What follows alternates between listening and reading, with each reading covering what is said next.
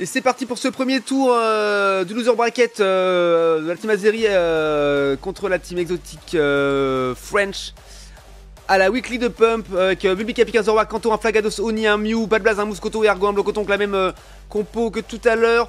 Et en face on a un Ronflex, un Hoopa, un Tortank, un Mentalien, un Dodrio, donc une compo légèrement différente mais qui a certains pics en commun. Je prédis un pick ban Melodelph par la team exotique French. Et du coup on va regarder directement la routine. Tac, autant pour moi. Top lane avec Padblaze et Argo. Padblaze qui va aller stack probablement. Quand il aura assez. Voilà, il a ses 4 points. Est-ce qu'il prend les 6? Il laisse à Argo, ok. On a Tortank ou pas encore comme la game d'avant. Carapuce qui va essayer de stack, qui met son premier stack. Padblaze qui met aussi son premier stack de son côté. Est-ce que Argo va pouvoir réussir à l'empêcher de smite? Non, voilà, Carapuce qui prend un point, Padblaze qui en a pris un aussi, qui est obligé de reculer, attention, Hoopa qui lui fait très mal, est-ce qu'il va tomber? Attention, ah non, et on fait très mal à Hoopa, ça c'est bien joué. Et Argo qui a réussi, ah non, il n'a pas réussi à sécuriser le deuxième, qui fait, c'est bon, c'est joué par Padblaze qui fait tomber Carapuce, ça c'est bien joué, il a 3 points, est-ce qu'il pourra réussir à les stack de nouveau? Et Bulby qui est là, s'est transformé en petit lock-pain. Attention, Dodrio qui arrive derrière dans le dos, qui fait très mal avec son Backvry sur Argo qui est toujours niveau 3 malheureusement, tandis que Dodrio est niveau 5, Carapuce qui est revenu, qui est niveau 4, qui a peut-être évolué maintenant, et Bulby qui go in sur le Carabaf, Carapuce qui évolue en Carabaf désormais, ou pas qui met un portail pour retourner sur son son niveau 4, Argo qui vient d'évoluer aussi à l'instant. Et le farm est sécurisé. Ouh, joli chop de Mouscoto sur le Dodrio qui le fait tomber. Et on va chercher Carabaf. Oh, et mal. Oh, c'est dommage, ça aurait pu être pas mal. Padblaze avait commencé à faire le spell de Mouscoto pour... c'est pas entière, c'est l'autre, je sais plus comment il s'appelle, sur Carabaf, mais comme il était encore dans le portail de Hoopa, à ce moment-là, il a réussi à retourner au T3 pour se soigner avant de revenir. Cette fois-ci, Padblaze n'a pas voulu le laisser en vie et il l'a fait tomber. Ok, Hoopa qui vient de prendre son sac. Son 5, et les 18 millions qui viennent d'apparaître à 8 minutes. Oh, Sapero, ah oui, Sapero avant Lockpain, ok, autant pour moi. Pour rien avoir peut-être. Et les tiltons du milieu qui ont été joués par la team Azeri. Ok, Dodrio qui gagne dans la mêlée, qui est chopé entre Mouscoto, Zoroark et Mew. Un petit coup de... Mais tout c'est pas même... Ouais, ça n'a rien à voir. Ok, autant pour moi. Tu vois, s'ils se ressemblent, après c'est pas de ma faute. Voilà, écoutez. Qu'est-ce que je vous dise, moi? Ils sont pas d'imagination les japonais finalement. Ok, les positions sont plus ou moins prises pour l'objectif. Les tiltons de 7-20 qui arrive, l'objectif dans 20 secondes. Et tacle lourd de la part du Ronflex adverse. Un petit Backvry de Dodrio et un lance-soleil de la part de Oni pour essayer de choper quelques tiltons. La pareil, Lockpain, ok, merci Oka. Et du coup, sa pro il évolue en quoi? Dodrio qui a mis très mal et qui va prendre les 2 petits fruits. Ce qui est plutôt positif, qui revient full life certes, mais il n'y a plus de fruits pour ce soin du côté exotique French, alors que du côté Azeri il y a encore les 2 fruits, non plus qu'un fruit d'ailleurs, puisque Flagados en a pris un. Et les Régistil qui est commencé par Oni. Et Flagados qui zone haut, attention. Il y a Ronflex qui est là pour essayer de faire un tacle lourd, pour essayer de le smite. Attention au Mentali qui est là, on met un lance-soleil pour le départ. Et on fait tomber le Mentali, ça c'est bien joué. Ronflex qui est dans la mêlée. Blancoton qui a eu de l'attention. Attention, on fait tomber Dodrio également. Joli coup de Oni encore une fois. Régistil qui a reset et qui est désormais mid-life. Oni qui est très loin. Attention, il faut bien rester dans la backlane. Et on a fait tomber le Ronflex également. Ça c'est bien joué. On fait reculer avec Padblaze, le Hoopa et le Carabaf. Et on chope l'objectif pour la team Azeri. Ça c'est bien joué. On va essayer de faire un petit push sur le terrain bot lane. Alors sur les mêmes qui fait bien mal. Sur le Tortank et sur le Hoopa. Enfin, le Tortank c'est encore un Carabaf d'ailleurs pour l'instant. Qui n'a que son niveau 8.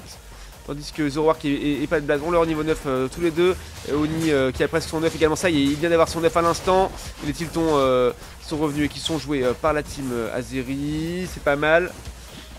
En ce temps-là, Dodrio tout seul qui va peut-être essayer de faire le Rigil qui en tout cas qui l'entame.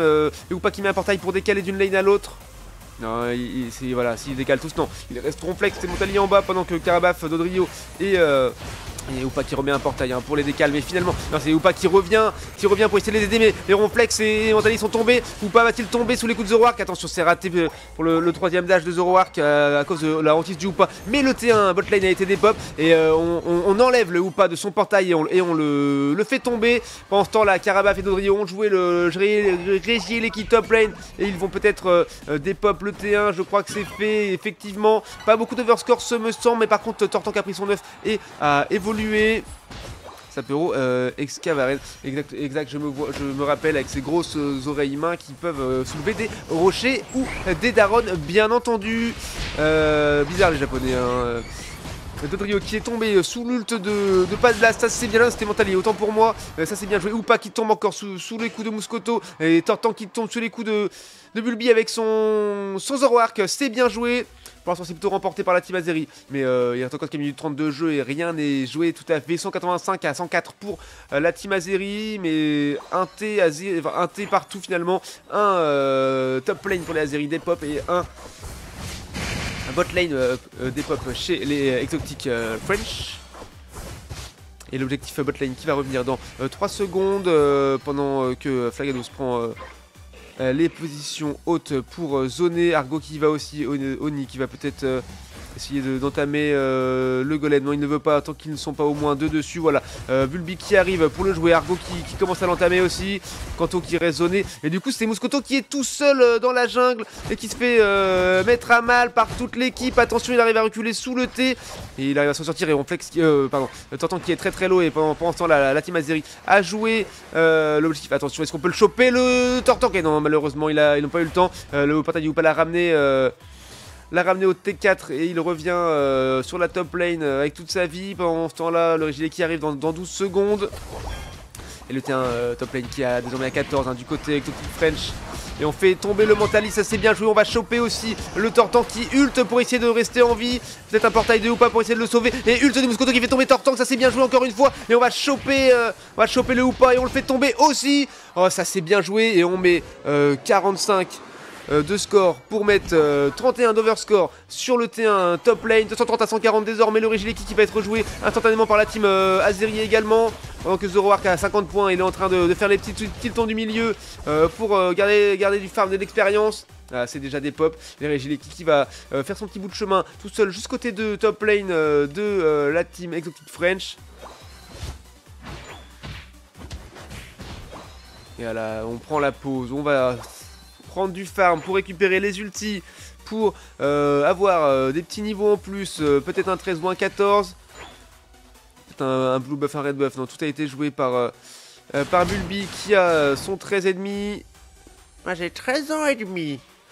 Ok, attention, on s'approche, 15 secondes avant le Rayquaza, le fight final en grande pompe. Let's go, on va voir ce que ça va donner.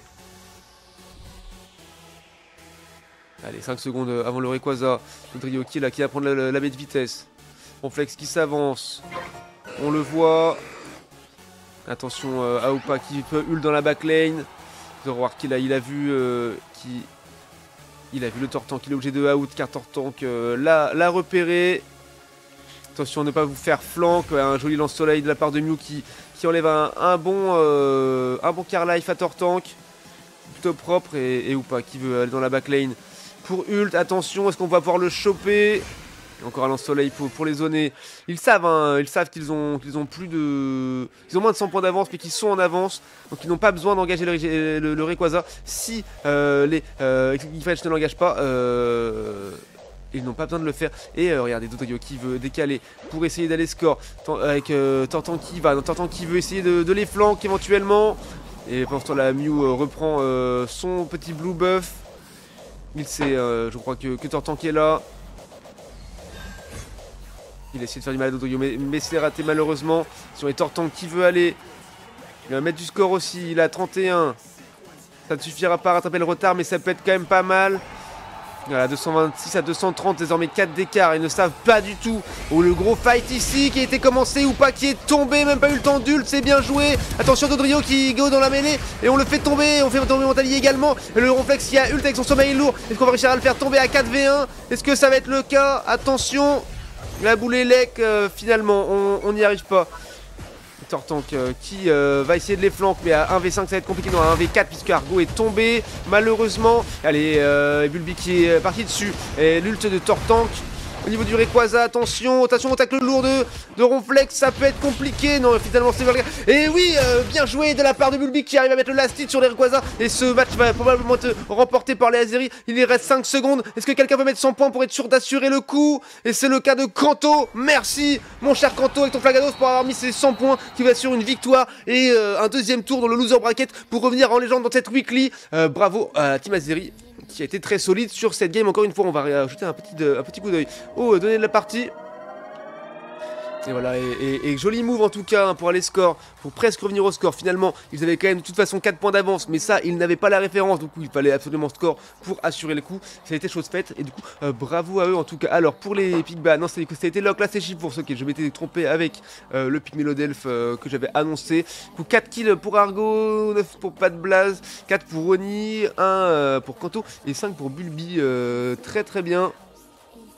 Donc ça nous fait du 23 kills, compte seulement 3 concédés, hein. Très propre encore de la part de la team Azeri. Pour qu'il y ait des données, 66k de soins pour Argo, 82k de dégâts pour Pat Blaze et 57 de tanké, 51 dégâts pour Oni, 51k bien sûr, 35k de dégâts pour Kanto et 40k de tank, 45k de dégâts pour Bulbi avec son Zoroark. Très propre encore une fois, mes chers Azeri. Et voilà pour ce qui est pour ce métro de loser bracket en BO1 du coup qui est remporté hein, et on se retrouve en loser bracket au deuxième tour avec les Azeri évidemment.